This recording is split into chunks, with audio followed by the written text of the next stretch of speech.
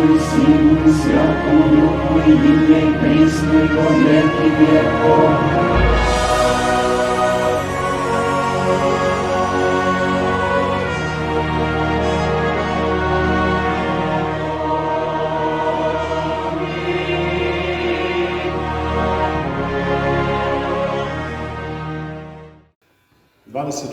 Juna po starom kalendaru, a 7. jula po novom slavimo rođenje Jovana Krstitelja. Jovan Krstitelj je ličnost za koju je Gospod i Spasitelj naš Isus Hristos rekao da je najveći rođeni od žene. I zaista je tako i bilo, to je posvjedočilo i Sveto pismo i vreme i život crkve naše pravoslavne. Naime, 6 mjeseci pre začeća Hristovog, Arhangel Gavrilo je poslan od Gospoda i javlja se prvosvešteniku Zahariji dok je služio službu Bogu u Jerusalimskom hramu.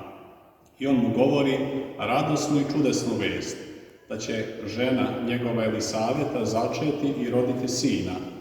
To je za Zahariju prvosveštenika bio neverovatna vest, iz razloga da je žena njegova bila u podmaklim godinama i sve ono što biva kod žene je već odavno prošlo.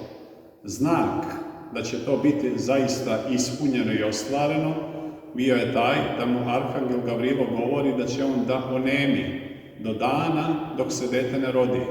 I kada je on izašao pred narod, tada u hramu, kada je čuo tu vest od Arhangela Gavrila, on je bio nem.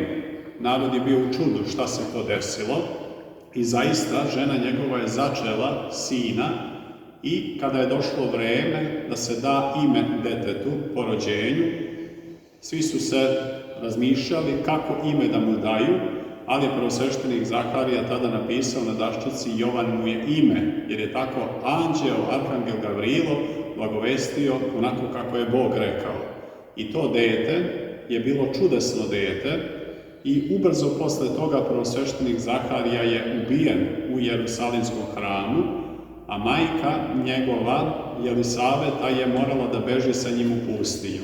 U pustinji ona je se upokojila, Bog je prizvao k sebi, a dete je raslo u pustinji sa Bogom i jačalo duhom. Za njega je prorok rekao da neće piti vina niti silovita pića.